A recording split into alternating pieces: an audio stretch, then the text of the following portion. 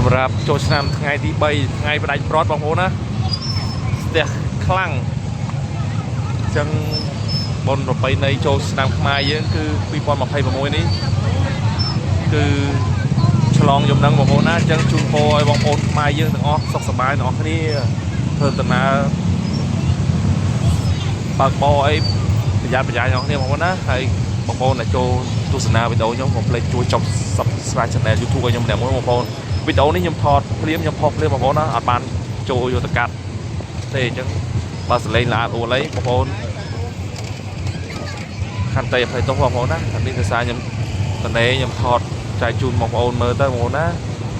អញ្ចឹងបងប្អូនដែលគាត់ចូលចិត្តទស្សនាវីដេអូដែលក្នុងខេត្តបាត់ដំបងបងប្អូនណានេះគឺជាទស្សនវិជ្ជាថ្ងៃទី3យប់បង្ហើយនៃកម្មវិធីបុណ្យប្រពៃណីខ្មែរយើងបងប្អូនណាឃើញថាមនុស្សនេះសិនអ្នកមកពីឯភ្នំបងប្អូនណាឯភ្នំស្ទះខ្លាំងណាបងប្អូនអើយខ្ញុំមិនបានទៅថតទេស្ទះពេកនេះខ្ញុំថតតាមបញ្ជួរសួនសម្ដេចសខេងណាថ្ងៃទី3បង្ហើយបងប្អូនអើយចូលឆ្នាំ3ថ្ងៃលឿនណាបងប្អូនពេលវេលាសប្បាយលឿនចឹងហើយ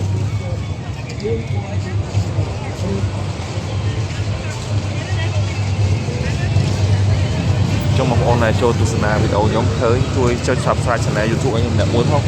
ដើម្បីទទួលបានវីដេអូថ្មីចែកជូនពុកម៉ែបងប្អូនមើលទៀត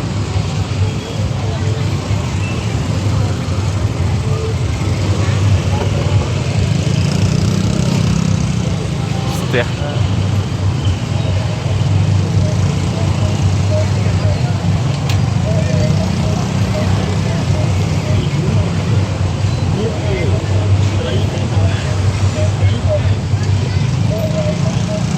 ផ្លូវខ្លាំងហើយលេខ2ផ្លូវជួង